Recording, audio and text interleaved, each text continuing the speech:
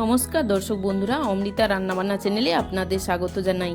আজকে আমি হাজির হয়েছি ঝিঙের একটি রেসিপি নিয়ে। ঝিঙে তো আপনারা সবাই খেয়েছেন, কিন্তু এই রেসিপিটি একদম অল্প তেল মশলা দিয়ে বানানো, অথচ অসাধারণ সুস্বাদু লাগে।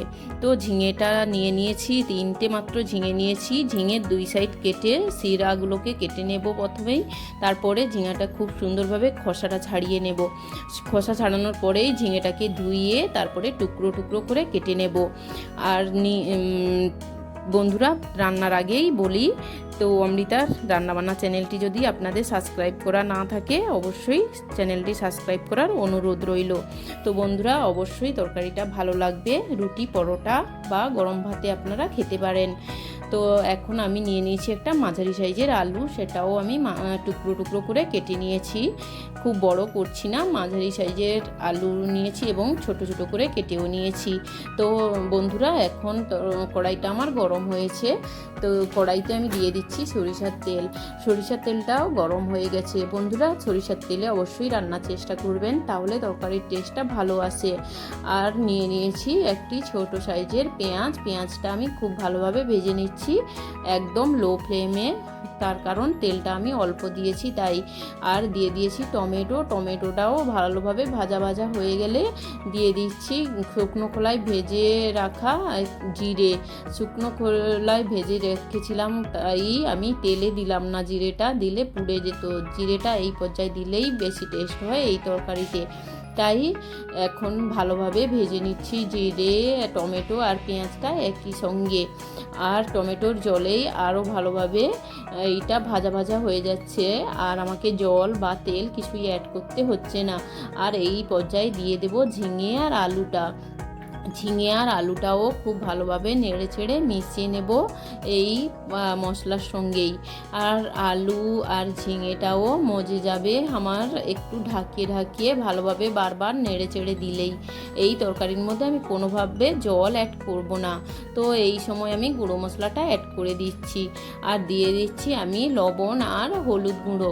আপনারা আপনাদের পছন্দ মতো মশলাটা দেবেন, তার কারণ আমার সবজিটা অল্প ছিল তাই অল্প অল্প মশলা দিচ্ছি। আপনারা সবজি বাড়ালে মশলাটাও কিন্তু বাড়িয়ে দেবেন। তো আমি খুব সুন্দরভাবে নাড়িয়ে চাড়িয়ে তরকারিটা করে নিচ্ছি। এরপর আমি 31 সেকেন্ডের জন্য ঢাকিয়ে দেব, আবার ঢাকনা খুলে আবারও নাড়িয়ে চাড়িয়ে দেব। এইভাবেই কিন্তু বারবার করতে হবে, তা না হলে নিচে লেগে যাওয়ার সম্ভাবনা থাকে। নিচে যেন না লেগে যায় সেটা আপনাদের অবশ্যই খেয়াল রাখতে হবে। আর ঝিঙে খুব তাড়াতাড়ি সেদ্ধ হয়ে যায়, খুব একটা বেশি দেরি হয় না।